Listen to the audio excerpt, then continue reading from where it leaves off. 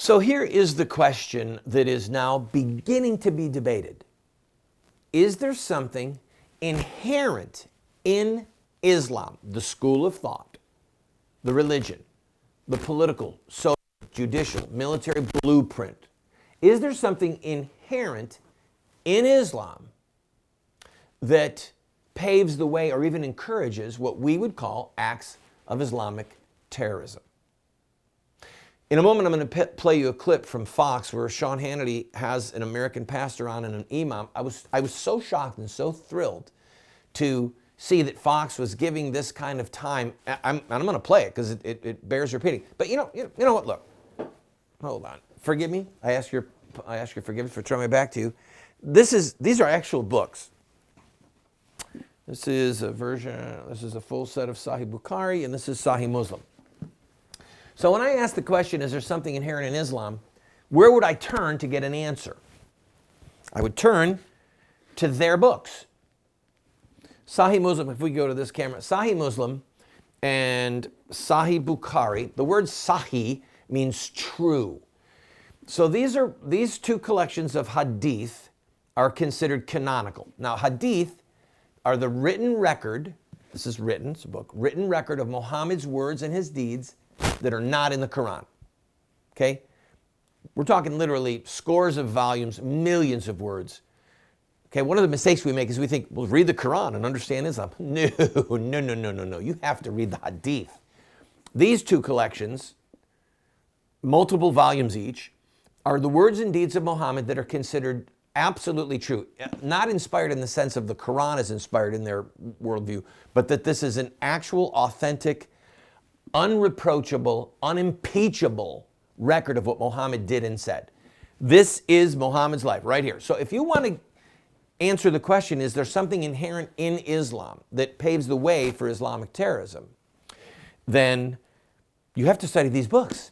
You have to read them. And I wish that you could see how skinny this paper is. It's in English and Arabic, side by side. And if you want, by the way, you can read these online. If you've got a computer, put in your search engine, Hadith collections online. And there will be several websites that come up that have search engines, and you can plug into the search engine the word jihad or the word Jew or any number of words, and then just see what comes up. If you want to spend a couple hours, I've spent 10 years of my life studying this material. I know what I'm talking about, and I just let the material speak for itself.